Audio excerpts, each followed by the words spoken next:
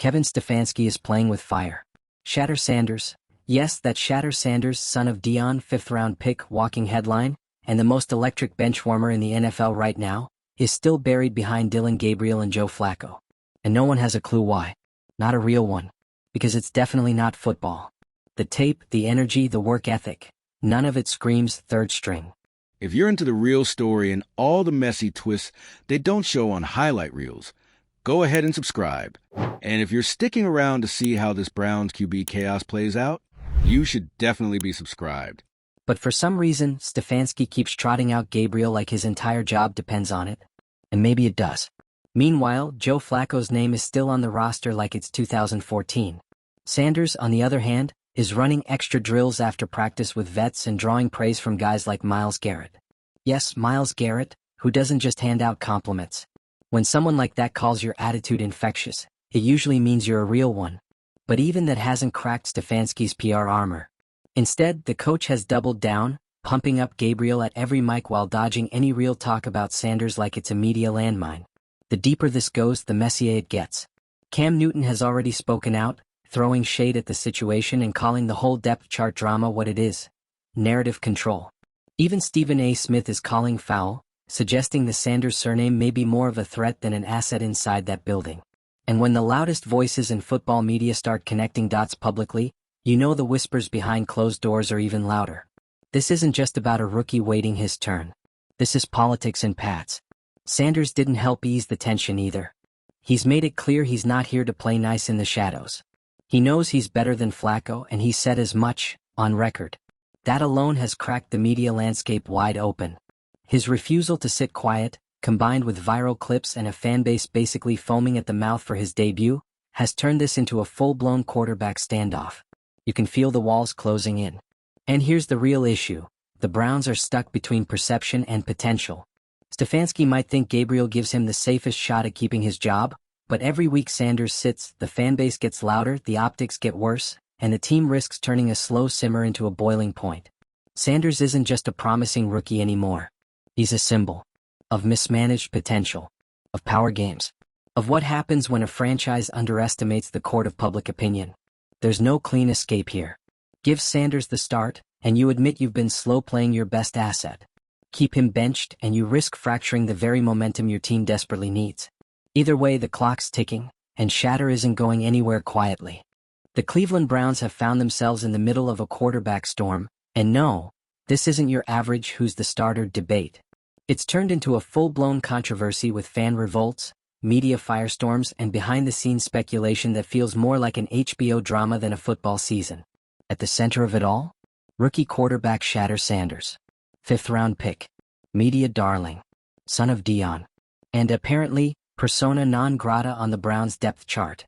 Despite being buried behind Dillon Gabriel and Joe Flacco, Sanders isn't acting like a third-string anything. He's working out with the vets, staying sharp in practice, and preparing like someone who knows he's going to be the face of the franchise, if they ever let him play. And let's be honest, a player with this much talent, confidence, and fan support doesn't stay third string for long unless something weird is going on behind closed doors. From the outside, it looks political. How else do you explain a player with Shedeur's work ethic, who's won over veterans like Myles Garrett, being iced out while the coaching staff gushes over Dillon Gabriel every time a mix put in front of them? Kevin Stefanski's comments about Sanders have been, let's just say, diplomatic. Vague at best, dismissive at worst. Meanwhile, Gabriel gets the full PR treatment. Positive spin, glowing reviews, endless opportunities. It's not hard to connect the dots. Gabriel's performance could decide Stefanski's job security, so the narrative is being tightly controlled. And a high-profile rookie like Sanders, whose name carries weight far beyond the facility, doesn't exactly make it easy to keep things tidy, especially when he starts speaking up. Because Sanders hasn't stayed quiet. Not even close. He's been vocal about his dissatisfaction with sitting on the bench, saying plainly that he can outperform veterans like Joe Flacco. He's not asking for permission, he's declaring his readiness. His tone isn't cocky, it's convicted. And fans are eating it up.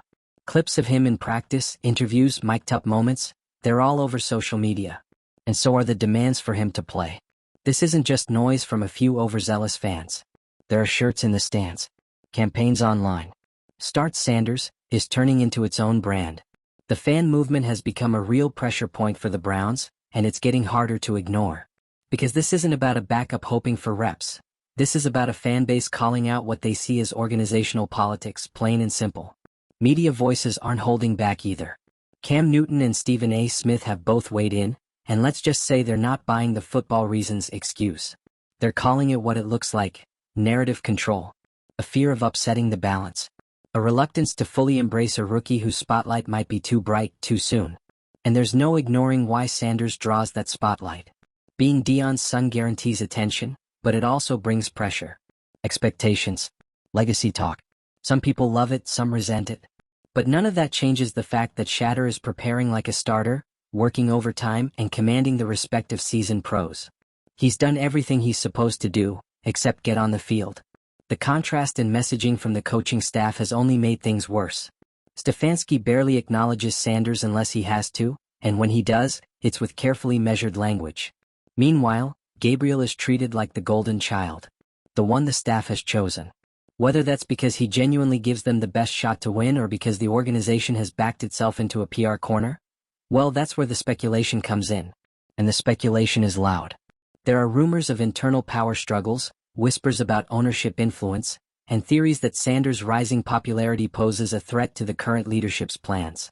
Whether any of that is true, one thing is clear: the Browns are walking a tightrope. And the longer Sanders sits, the shakier that rope becomes. The NFL doesn't wait for anyone. And opportunities vanish in a blink. If Sanders is truly ready, and by all appearances he is, then continuing to delay his debut doesn't just frustrate fans. It risks losing the locker room. It risks squandering momentum. It sends a message that politics matter more than performance. And fans? They notice. They're not waiting for the organization to catch up. They're pushing the narrative themselves. They're making noise, and that noise is getting louder every week. Every Flacco snap that goes nowhere. Every time Gabriel underperforms. Every new Sanders clip that goes viral. This isn't just a quarterback controversy. It's a credibility test. The Browns are being watched closely, not just for how they handle a talented rookie but for how they respond to pressure. Because let's be honest, if this were strictly about talent, Shedeur Sanders would already be taking snaps. Maybe not as the full-time starter, but he'd be in the mix. Getting reps, building chemistry, giving fans a reason to believe in the future. Instead, they're clinging to a depth chart that feels more political than strategic. And the longer it goes on, the more it looks like fear. Fear of rocking the boat. Fear of admitting they might have miscalculated. Fear of losing control of the story.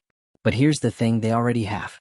When a rookie becomes the face of fan hope, when media starts asking hard questions, when teammates speak out in support, you're not controlling the narrative anymore. You're reacting to it. And Shedeur? He's not backing down. His recent comments weren't just about frustration. They were about vision. He sees himself as the future of this team. And he's not going to wait quietly. He's working like someone who knows his time is coming.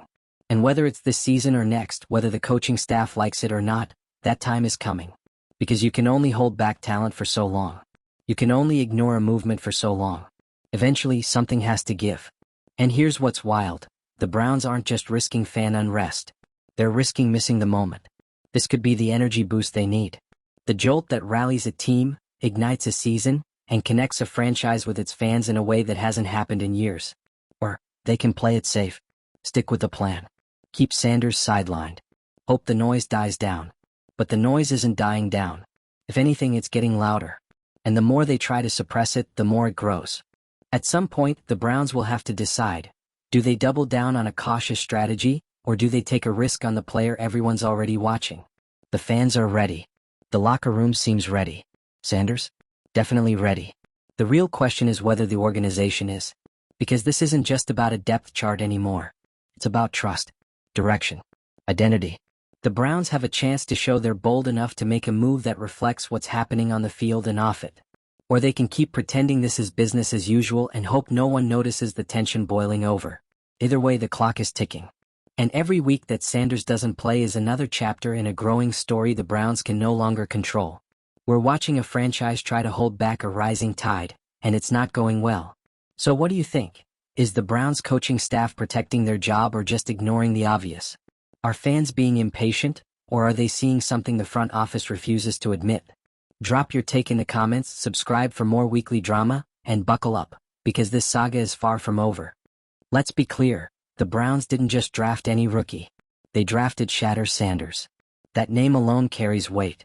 Not just because of Dion, though yes, that shadow looms large.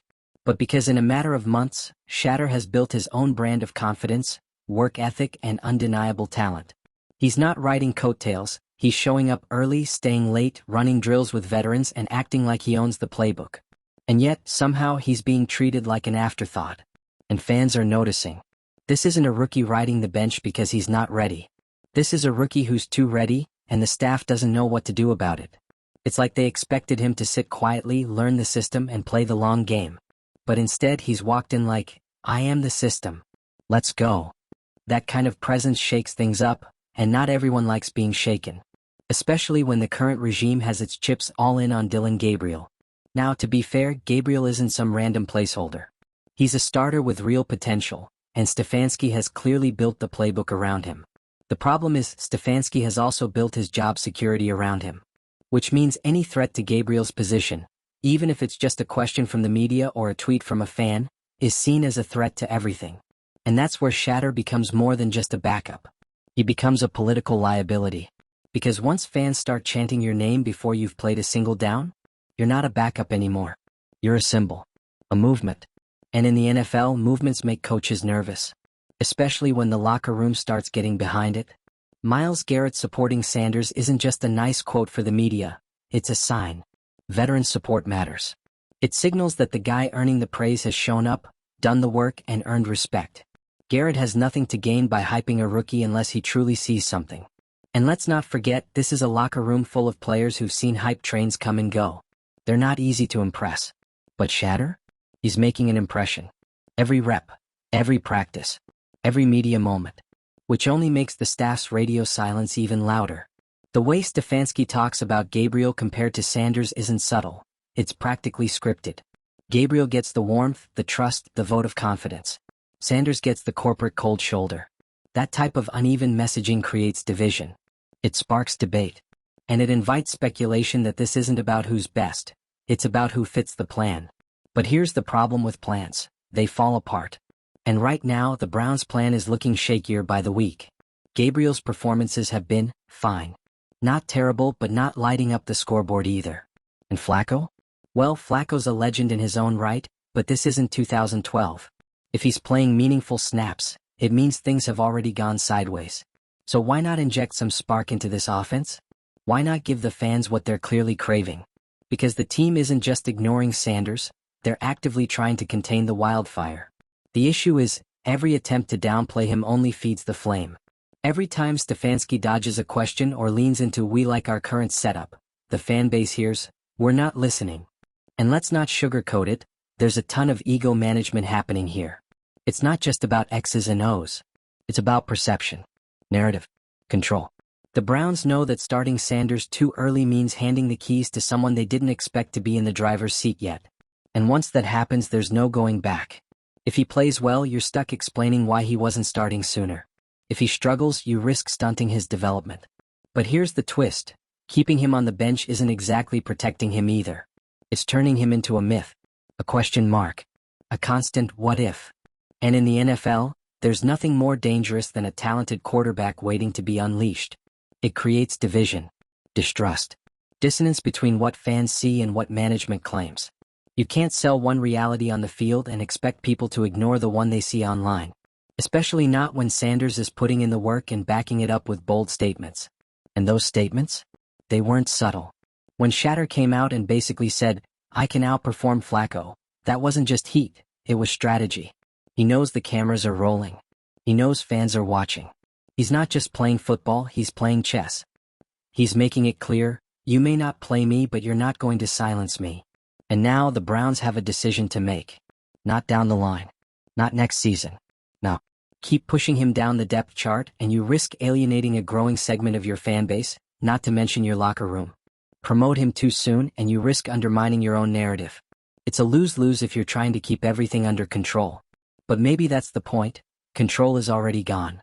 The media's on it. The analysts are calling it out. And the fans? They've taken matters into their own hands. When you've got people showing up to the stadium in Sanders jerseys before he's even touched the field, That's not just hype, that's pressure. That's branding. That's a shift in public expectation. And it's a signal to ownership too. Because let's not forget, owners see those jersey sales. They see the tweets. They hear the boos when the offense stalls and the chants when Sanders' face flashes on the Jumbotron. This isn't just a quarterback debate anymore. It's a referendum on the organization's vision. Is this a franchise willing to adapt, to seize momentum, to listen to its fans? Or is this a team stuck in its own script, afraid to deviate even when the writing's on the wall? And look, maybe Sanders isn't the savior. Maybe he's still raw. Maybe the staff sees something in practice that we don't. But that's not the point anymore. The perception is that he's being held back not because he's not ready, but because it's inconvenient. And that perception? It's corrosive. It erodes trust. It invites conflict. And worst of all, it creates a rift between the team and the people who actually care, the fans. So where do we go from here? Because let's be honest, something's got to give. Either Sanders gets a shot, or this storyline drags through the entire season. And if that happens, if Gabriel falters and Sanders stays benched, the backlash won't just be loud, it'll be brutal. And fair. Because fans have shown patience. They've watched the reps, heard the pressers, and read between the lines. And right now, the lines aren't looking great for the Browns' leadership. They're standing at a crossroads with two paths. Stick with Gabriel, hope he levels up, and pray the noise quiets down. Or take the risk. Give Sanders real reps. Let the kid show what he can do. Because if he's as good as the fanbase believes, and if the praise from veterans like Garrett is any indication, then this could be the shakeup that saves the season. Or at least saves some trust. Because in a league where timing is everything, the Browns are flirting with the worst-case scenario, missing the moment. Watching the tide roll in but refusing to ride it. And if they wait too long, they'll be the team that had a rocket on the launch pad and chose not to press the button. So here's the final word. This isn't about favoritism. It's not about Dion's last name. It's not even about Dylan Gabriel anymore. It's about opportunity. About momentum. About knowing when a spark is more than just a flicker. And Shedeur Sanders? He's the spark. Ready. Waiting. And very, very tired of holding the clipboard. Your move, Cleveland. At this point, the Browns' quarterback situation isn't just a personnel issue. It's a full-blown credibility crisis. Every week they stick to the same tired script. It becomes more obvious that they're not making decisions based solely on performance. They're managing optics. Controlling narrative. Trying to keep the house of cards standing. But it's already wobbling. Shedeur Sanders isn't just some rookie with swagger. He's doing everything an organization should want from a young quarterback. He's in the building early, leaving late, staying locked in, even though he's not even eligible for the next game. He's not moping. He's not disengaged. He's doing the work like someone who knows he'll get one shot, and he plans to blow the door off when it comes. And yet, despite all of that, the team's leadership is acting like he doesn't exist. Let's talk about Kevin Stefanski for a minute, because his handling of this has been striking. He's gone out of his way to shower Dylan Gabriel with support, confidence, public praise. But when it comes to Sanders, the tone shifts, the language tightens. You get phrases like "he's developing" or "we're happy with his progress." Nothing wrong with that, except when it starts sounding like a rehearsed deflection. Especially when Gabriel hasn't exactly been lighting it up. This isn't about hating on Gabriel, he's playing with pressure too. He knows the fanbase is restless. He sees the signs in the stands. He hears the noise on social media. He knows that every mediocre series turns up the heat. And that's not entirely fair to him either. But that's the job. When you're QB1, you're under the microscope. And right now, the magnifying glass is casting a shadow big enough to fit someone else underneath it. The team may think they're protecting Gabriel by holding Sanders back. But in reality, they're doing the opposite. They've put a target on his back, because every mistake he makes is no longer just about him. It's about the decision to keep Shedeur off the field. This is where things get messy. Because fans aren't dumb. They can tell when something doesn't add up. And right now, nothing adds up. You have a rookie with elite preparation habits, visible support from top veterans, and one of the most recognizable names in football. You have a franchise that's historically struggled with quarterback development. And you have a coaching staff that looks like it's afraid of its own depth chart. The PR math isn't working. And if you think fans are just reacting emotionally, think again. They're strategic now. They're organizing. Posting film clips. Analyzing stats. Digging through press conferences like investigative reporters. This isn't just fandom, it's a counter-campaign. They're not just rooting for Shedeur Sanders. They're actively questioning the leadership's judgment. And they're doing it loudly. You've got analysts on national platforms, people who've played the game, asking the same thing. Why isn't Sanders even getting a sniff? If he's truly not ready, fine. Say that. Show that. But that's not what's happening. What we're seeing is a guy outworking people ahead of him on the chart and getting ignored anyway. And now Sanders is speaking out. That changes everything. His recent comments, saying he's frustrated, saying he can outplay veterans like Flacco, weren't just bold. They were tactical. He knows it'll stir the pot. He wants to force the Browns into a decision. He's tired of waiting politely. And honestly, can you blame him? This is the NFL. You don't wait your turn forever. Someone else will take it from you. And Sanders knows that. So if the Browns won't give him his shot, he's going to put pressure on them until they have no choice. That's where the stakes start escalating. Because the longer this drags out, the more it stops being about performance and starts being about power. And right now, Stefanski and the front office are playing a dangerous game. They're trying to maintain control of a narrative that's already spiraled into a social media movement, a locker room whisper network, and a full-blown fan campaign. Every week they stall, every time they trot out the same talking points, it becomes clearer. They're not leading this story, they're reacting to it. And in the NFL, when you're reacting, you're losing. So now they're backed into a corner. If they play Sanders and he does well, they'll be forced to admit they misread the situation, or worse, that they were protecting their jobs instead of doing what was best for the team. If he plays and struggles, they'll say, "See, we told you he wasn't ready," while ignoring the fact that their mishandling of the situation created the pressure cooker in the first place. There's no clean way out of this anymore. And that's what makes it so fascinating. Because no matter what they do, this controversy is going to stick. It's going to shape how the Browns are perceived for the rest of the season. And it could shape what happens next offseason too. If Stefanski clings to Gabriel and the team underperforms, the fanbase will point directly to Sanders benching as a turning point. If ownership decides a change is needed, this whole saga will be Exhibit A. And if Sanders does get a shot and thrives? Oh, that's a whole different kind of storm. Because then the fanbase becomes vindicated. The pressure becomes retroactive. And the front office doesn't just look cautious, they look incompetent. Like they had the future in their building and refused to let it shine. No matter how this shakes out, Shedeur Sanders has already changed the equation. He's become a flashpoint, a symbol of everything the modern NFL is wrestling with. Legacy, politics, media control, fan power, narrative warfare. And the Browns? They're stuck in the middle, trying to act like this is business as usual while the walls are practically vibrating with tension. So the clock is ticking. Every week Sanders doesn't touch the field, the spotlight gets hotter. Every comment from a teammate, every social post from a fan, every on-air rant from a sports personality, it all builds pressure. And eventually, something will crack. Maybe Stefanski finally gives in. Maybe the front office steps in. Maybe Gabriel falters and forces their hand. Or maybe Sanders gets so loud they can't ignore him any longer. But one thing is certain. You can't suppress momentum forever. You can't silence a fanbase that's already chosen its hero. And you definitely can't keep a player like Shedeur Sanders off the field without consequences. So here we are, on the edge of something big. Either the Browns seize this moment and make a bold, defining move, or they get dragged into it, kicking and screaming by fans who've already made up their minds. No matter what happens next, the Browns' quarterback situation will be remembered as more than a roster decision. It'll be remembered as the moment a team either embraced change, or got run over by it. What side of history are they going to be on?